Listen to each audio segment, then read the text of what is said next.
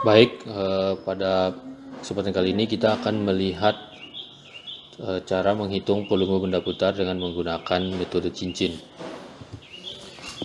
Sebelumnya kita lihat dulu seperti apa sih yang kita maksud dengan cincin. Sebenarnya yang kita maksud dengan cincin pada kesempatan kali ini itu adalah dalam bahasa Inggris itu washer ya.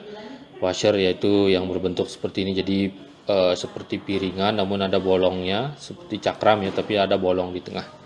Seperti donat lah. Ya, jadi kalau donat itu kan ada, kalau kita lihat ini adalah titik pusatnya katakan ya. Ini titik pusatnya yang ditandai di sini ya, titik pusatnya ini. Maka di sini ada dua jari-jari, yaitu jari-jari R1 yang dari pusat ke ujung yang paling terdekat, kemudian R2 itu dari pusat ke ujung yang paling ke sisi yang paling jauh. Nah, kalau kita menggunakan nanti cincin dalam penghitungan itu kita akan menggunakan cincin yang seperti ini, yaitu bisa saja dia berupa vertikal atau horizontal ya. Nah, untuk melihat luas dari cincin, biasanya kan kita menggunakan luas permukaan dikalikan dengan volume dari cincin, ya luas permukaan dikali ketebalan kan. Nah, ketebalannya di sini H. Nah, luas permukaannya itu ada dua, yaitu sebenarnya kan datang dari luas lingkaran yang paling luar atau luas daerah yang paling luar dikurangi dengan luas daerah yang bolong. Ya, kalau kita lihat luas daerah yang bolong ini kan adalah VR. Luas yang bolong ini kan adalah VR1 kuadrat. Kemudian luas yang keseluruhan termasuk yang bolong gitu ya. Yang saya arsir ini itu adalah karena jari-jarinya R2 ini VR2 kuadrat. Sehingga daerah yang biru itu luasnya adalah ini dikurangi dengan ini. Sehingga dapatnya luasnya adalah V kalikan R2 kuadrat min R1 kuadrat. Volumenya jadinya dikalikan H ya. Seperti itu. Nah, jadi nanti kita akan selalu menggunakan ini, jadi kita akan melihat jari-jarinya kemudian luasnya. Nah, misalkan kita lihat contoh dulu sebelum kita melihat metode secara umum. Tentukan volume benda putar yang diperoleh dengan memutar daerah dibatasi oleh kurva Y sama dengan X kuadrat dan Y kuadrat sama dengan 8X, di mana sumbu X-nya merupakan sumbu putar. Jadi kalau kita lihat gambarnya, ini yang biru adalah kurva Y kuadrat sama dengan 8X, atau ini kalau mau dirubah dalam bentuk X, ini adalah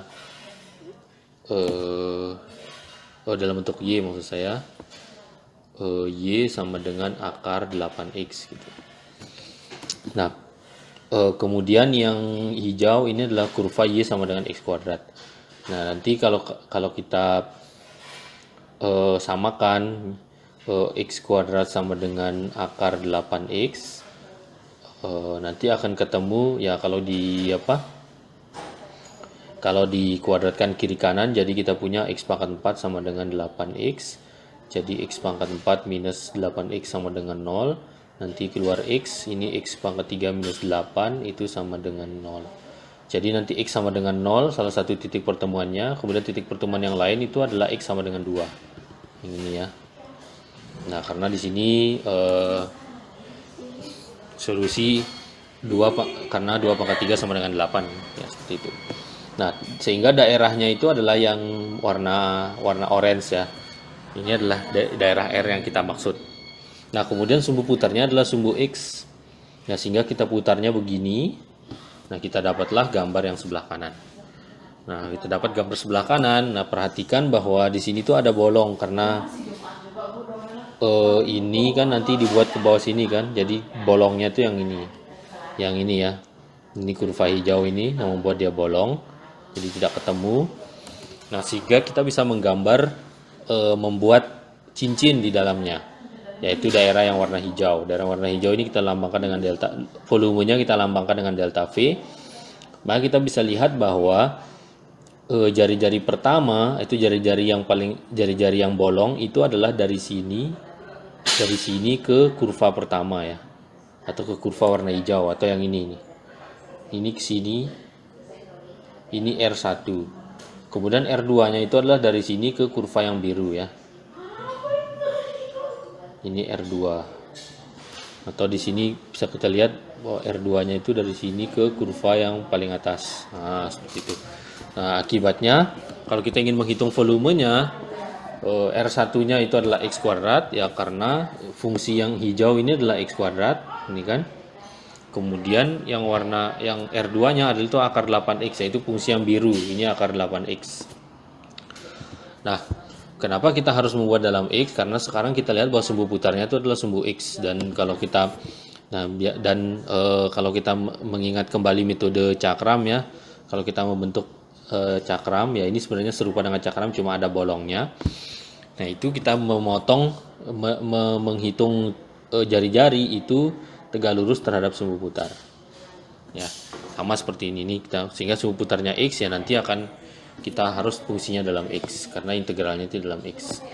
Nah, setelah kita menentukan jari-jarinya, maka kita menentukan luas permukaannya. Luas permukaannya itu adalah V yang ini ya, yang ini luas permukaannya. Jari-jari kedua kuadrat dikurangi jari-jari pertama kuadrat.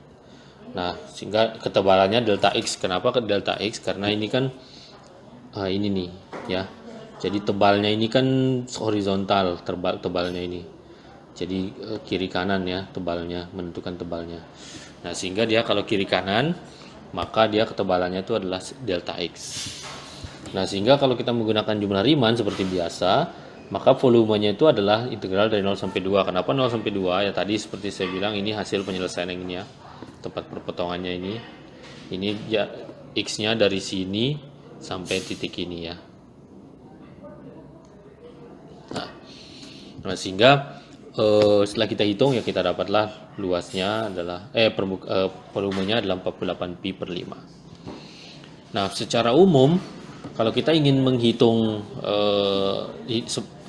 volume benda putar dengan menggunakan metode cincin, itu sebenarnya serupa dengan menghitung volume benda putar dengan metode cakram ya, cuma di sini ada bolong. Nah, yang pertama kita lakukan tentu saja adalah secara umum itu menggambar grafik daerah R-nya, kemudian kita buat cincinnya yang tegak lurus dengan sumbu putar, kemudian kita tentukan jari-jari. Ya di sini secara umum tidak harus jari-jari, namanya bisa saja kalau bukan berupa lingkaran luas permukaannya itu, atau misalkan persegi panjang gitu ya, kita tentukan aja panjang lebarnya gitu ya, dan ketebalan. Nah, dan di sini setelah kita tahu jari-jari dan ketebalan, maka kita bisa menghitung delta V, kemudian kita menggunakan Riemann, kita bisa menentukan V-nya. Nah, kita lihat contoh. Ya, contoh kedua, tentukan volume benda putar yang diperoleh dengan memutar daerah yang dibatasi oleh X sama dengan akar 4 min Y kuadrat dengan sumbu Y, di mana sumbu putarnya itu adalah garis X sama dengan min 1. Ya, kita lihat gambarnya. Pertama, daerah yang ini, yang biru, ini adalah daerah X sama dengan akar 4 min Y kuadrat. Ya, kalau diingat ini adalah lingkaran ya, lingkaran berjari-jari dua ini. Lingkaran dengan R sama dengan 2 ya. Pusatnya 0,0 ya. Nah, ya caranya tinggal kuadratkan kiri kanan, kemudian pindahkan Y kuadratnya, nanti akan dapat X kuadrat plus Y kuadrat sama dengan 2 kuadrat.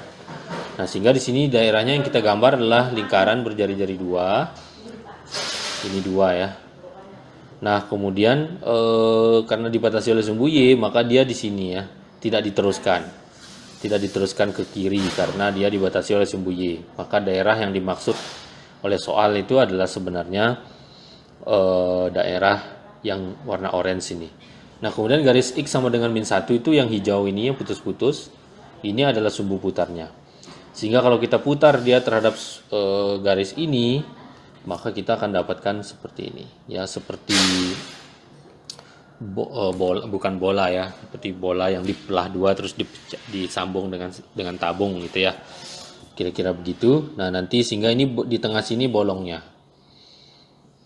Nah, ini garis X sama dengan min 1, yang tengah ini yang hijau karena dia menjadi sumbu putar sehingga dia pasti simetris terhadap ini.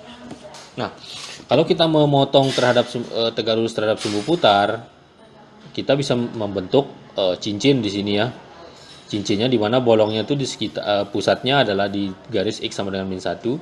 Nah, kalau kita lihat jari-jari yang R1-nya itu adalah yang ini. Kemudian jari-jari R2-nya itu adalah dari sini sampai sana. Ya akibatnya kalau kita lihat jari-jari yang bolong itu adalah sama dengan 1 ya, karena ini kan dari sini, ini kan sebenarnya min 1, ini min 2 ya. Jadi sehingga dari sini ke sini itu adalah 1. Kemudian dari sini ke ujung sini itu adalah 1 ditambah kurvanya ya. Karena kan dari sini ke sini 1 terus ditambah dengan dari sini ke sini. Ingat ya lebih mudahnya melihatnya ke sini aja. Ini ke sini kan adalah nilainya adalah akar 4 min y kuadrat. Karena kan ini sumbu y yang ini sumbu y, ini sumbu x. Dihitung dari sumbu y ke sini kan itu adalah akar 4 min y kuadrat. Nah, sedangkan kita menghitungnya itu dari sumbu putar, yaitu dari sini ke sini terus sambung dari sini ke sini, yaitu adalah 1 ditambah ini ya. Nah, sehingga kita punya R1-nya itu adalah 1, kemudian R2-nya adalah 1 ditambah akar 4 min y kuadrat dari sini. Dan ketebalannya ini adalah ketebalannya atas bawah ya. Kalau kita lihat, sehingga kalau atas bawah pasti delta Y. Di ketebalannya delta Y, sehingga kita bisa menghitung delta V, yaitu volume daerah yang warna hijau, cincin warna hijau, itu adalah sama dengan V dikali luas permukaannya. Luas permukaannya itu adalah jari-jari yang kedua dikuadratkan dikurangi jari-jari pertama dikuadratkan dikalikan V, kemudian dikalikan ketebalan. Ketebalannya delta Y, karena di sini atas bawah ya ketebalannya, karena dia tegak lurus terhadap sumbu ini, sumbu apa namanya, sumbu putarnya x garis x sama dengan min 1. Nah, sehingga kalau kita menghitung maka di sini integralnya dari v dari min 2 sampai v sama dengan integral v kali integral min 2 sampai 2. Kenapa min 2 sampai 2? Karena di sini kalau kita lihat y-nya itu dari sini sampai sini ya. Nah, kalau kita lihat ini kan lingkarannya sudah berjari-jari 2 ya, ini pasti minus 2 sampai 2 di sini. Nah, sehingga integralnya memang dari min 2 sampai 2 dari yang ini ya, dari yang delta V ini ya, sehingga dapat ini. Nah, kalau kita uraikan bentuk kuadratnya ini, nanti kita akan punya 1 ditambah 2 dikalikan akar 4 min y kuadrat ditambah 4 min y kuadrat ya. Nah, bagian akar 4 min y kuadratnya itu, ini ada pengali 2 di sini. Kemudian di sini juga ada pengali 2. Ya. Nah, jadi bagian integral akar 4 min y kuadrat itu adalah yang ini hasilnya ya. Sebelah sini. Nah, kalau ada yang bertanya kenapa demikian, ini menggunakan integral parsial plus substitusi trigonometri. Nah, bagian dua materi ini itu nanti akan kita pelajari belakangan. Jadi tidak akan saya bahas dengan detail ya.